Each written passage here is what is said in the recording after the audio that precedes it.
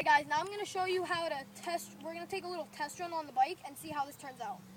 So the first step, you're just going to pull out the kickstart, as I showed you before. Pull up the choke, which is, in order to start the bike, you must pull it up. We're just going to kick it.